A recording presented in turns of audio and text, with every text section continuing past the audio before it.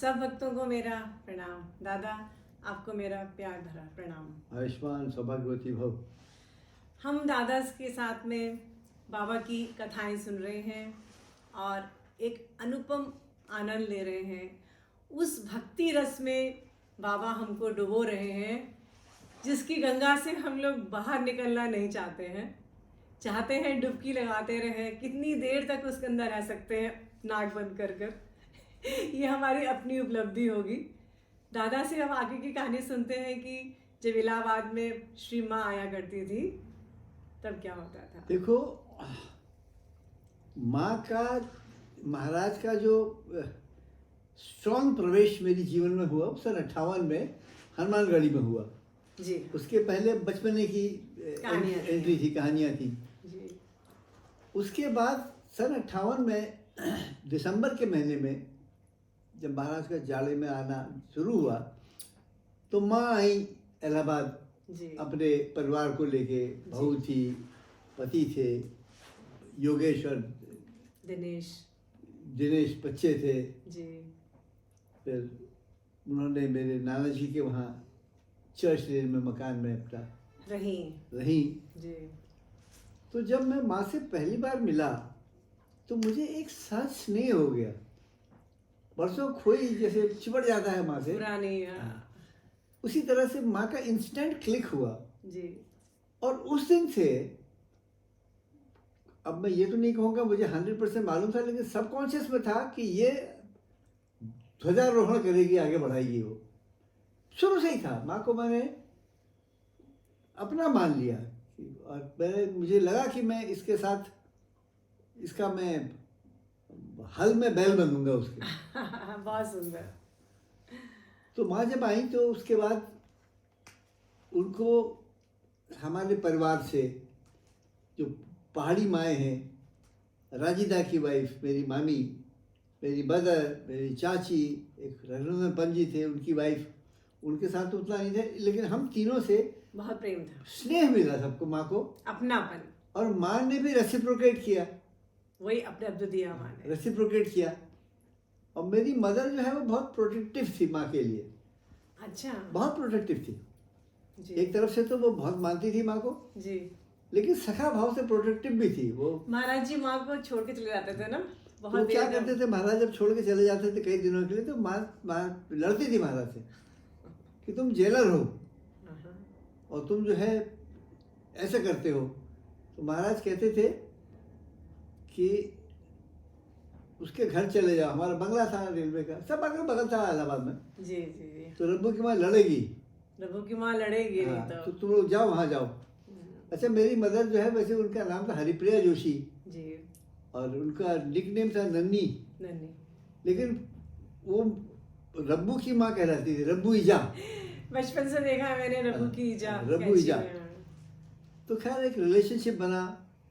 फिर मेरी मदर जो है वो महाराज के पास रोट बना के लाती थी, सूजी और आटे का रोट होता है, के बनाते। मेरी माँ जो थी ना, उसके अंदर अन्नपूर्णा की वो थी कि वो अगर पानी छोंक दे सब्जी बन जाती थी, स्वाद। अरे वो खाली टमाटर डाला उसने, डाला और उबाल के धनिया वनिया डाल के, सॉरी हल्दी वगैरह डाल के और उसको गर्म करके कूच दिया, फिर छोंकती थी। इतनी स्वाद सब्जी बनती थी, जिसने भी खाया। वो नमकीन वो बनाती थी रोट, उसके पूरियाँ नमक तो माँ के लिए ले आती थी। पिताजी, सॉरी वो महाराज जी को वो रोट देती थी। महाराज खाते थे, दांत तो उनके कम थे लेकिन कुरकुरा के खाते थे। तो एक रिलेशनशिप ऐसी बनी जहाँ की अंतरंग हो गई माँ। महाराज ने कुछ विशेष बोला था ना रोट खाने के बाद में?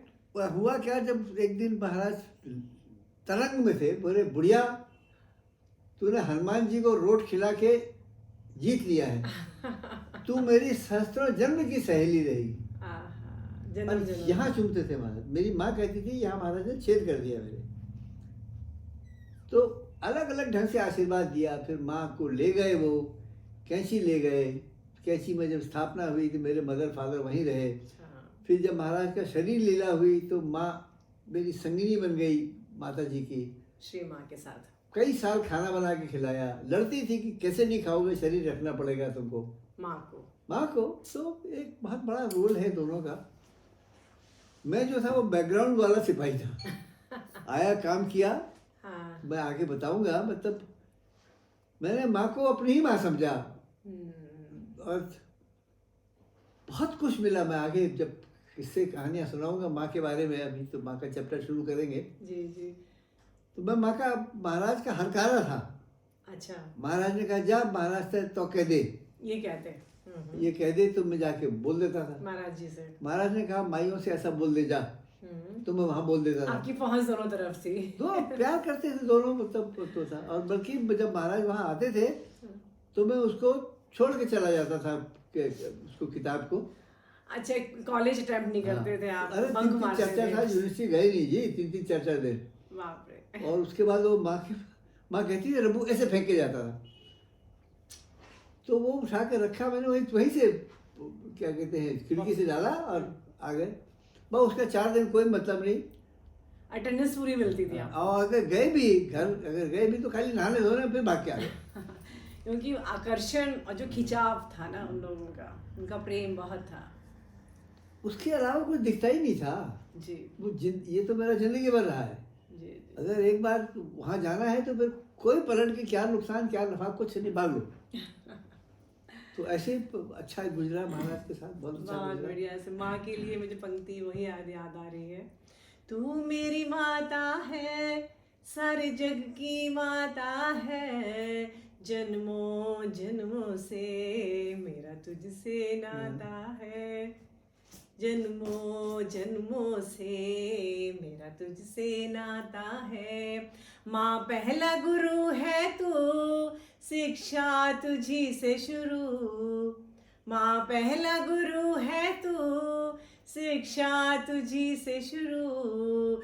माँ की भक्ति में मन रमता जाता बहुत है, बहुत बढ़िया, बहुत सुंदर। जन्मों जन्मों से मेरा तुझसे नाता है। बल्कि ये सब। जी बोलिए। महाराज क्या करते थे, कभी बोलते जा ऐसा कर देते, एक दिन बोले जा माइयों को देवरा बाबा से मिला ला।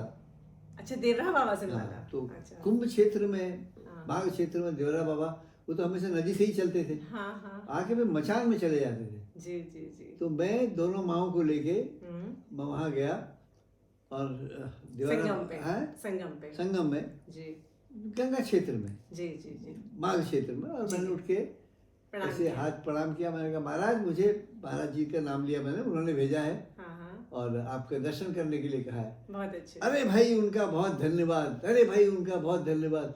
और दूर दूर से वो उन्होंने फल फेंके। फल फेंकते थे। हाँ जिस दिन उनका गांधी जी को गोली लगी, हाँ। तो देवरा बाबा ने कहा कि एक ही आदमी उनको जिंदा कर सकता है, एक ही संत जिंदा कर सकता है, महाराज का नाम नीमकरोली लिया। बाबा है।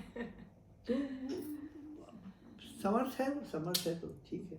उससे याद बड़ा आ गया, समर्थ। मैंने ये भी जोड़ दिया। बहुत बढ़िया। बोले, उनसे बड़ा वाह, समर्थ कोई नहीं है बाबा से बड़ा। जय हो बाबा। जय हो।